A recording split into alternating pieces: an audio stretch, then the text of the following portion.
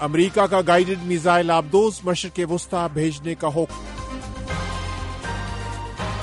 France, Germany اور برطانیہ کا غزہ میں فوری جنگ بندی کا مطالبہ۔ یوکرین کے حملے کے بعد ماسکو کی کیف کو سخت جواب دینے کی دھمکی۔ وائس آف امریکہ واشنگٹن سے اہم خبروں کے ساتھ محمد جلیل۔ امریکہ کے وزیر دفاع لارڈ آسٹن نے ایک گائیڈڈ میزائل آبدوز کو مشرق وسطی بھیجنے کا حکم دیا ہے۔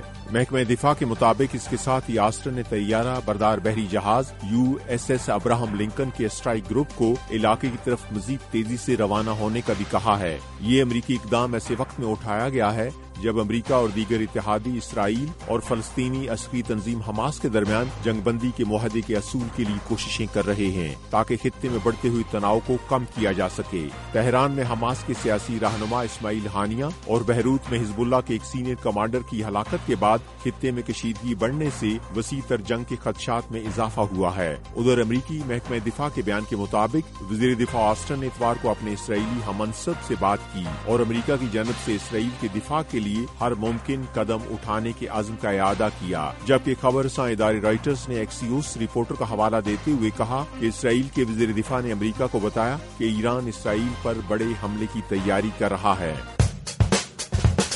یہ وائس آف امریکہ واشنگٹن ہے۔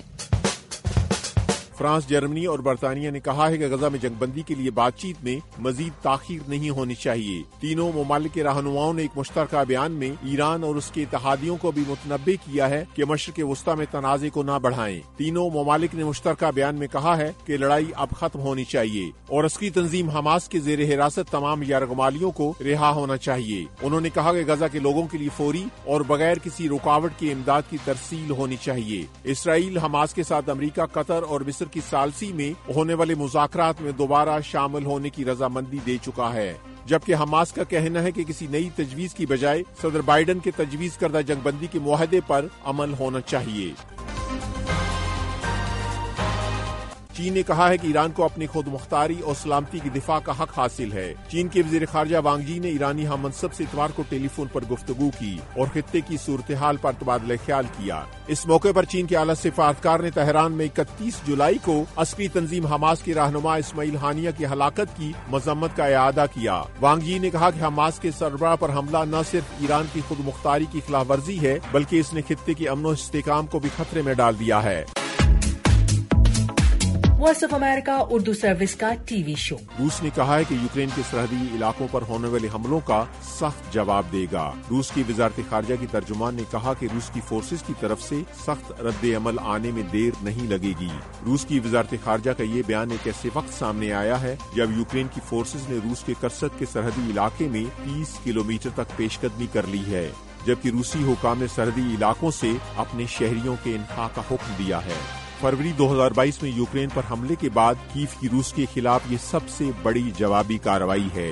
روس کی وزارت دفاع کے مطابق کرسک کے علاقے میں روس اور یوکرین کی فورسز کے درمیان جھڑپیں ہوئی ہیں۔ یوکرین کی طرف سے گزشتہ 6 دن سے کرسک میں جاری پیش قدمی کو ماسکو کیف کی اشتعال انگیز کارروائی قرار دے چکا ہے۔ ادھر چین نے یوکرین کی طرف سے روسی علاقے میں پیش قدمی کے بعد فریقین پر کشیدگی کو کم کرنے پر زور دیا ہے۔